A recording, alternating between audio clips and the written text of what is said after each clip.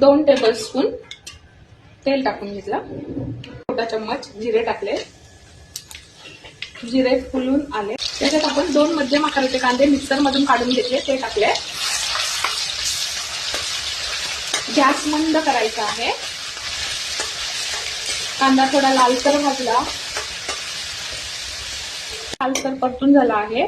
यात आपण 2 टोमॅटो आणि कोथिंबीर थोडीशी त्याची पेस्ट करून घेतली आहे ते टाकायचं आहे। ही पेस्ट सुद्धा तेल सुटेपर्यंत परतून घ्यायची आहे।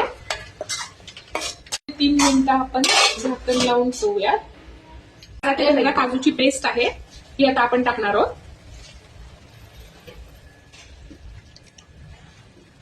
गॅस मोठा करायचा आणि आता ही पेस्टही चांगली ढवळून घ्यायची, परतून घ्यायची।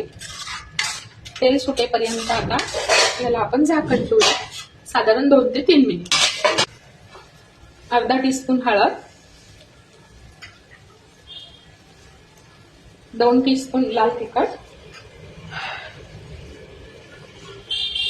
1 टीस्पून काश्मीरी लाल,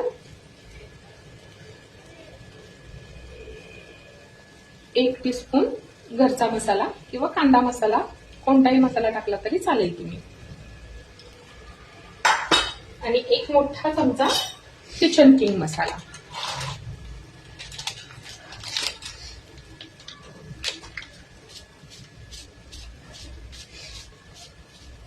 साधारणतः हा 1 मोठा टेबलस्पून किचन किंग मसाला आहे। हे मसाले 2 मिनिटं परतून घ्यायचे।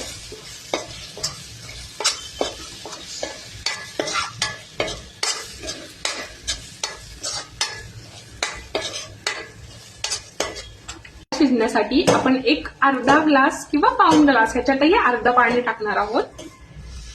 बघू शकता तुम्ही अर्ध पाणी टाकलेलं आहे। 1 वाटी मटार 5 मिनिट उकळून घेतलेला आहे। आता ते पाण्यासकट मी ह्याच्यात टाकणार आहे।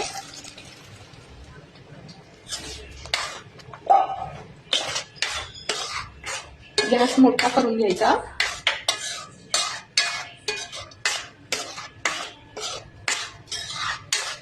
ह्याच्यात अर्धा टीस्पून मीठ टाकणार आहे। आपल्याला चवीनुसार मीठ टाकायचं आहे।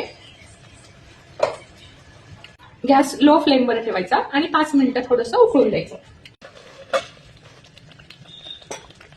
हे बघा त्याला तेल सुटलं आहे। मस्तपैकी मटारची भाजी आपली तयार आहे। मटारची भाजी चपाती बरोबर सर्व करा।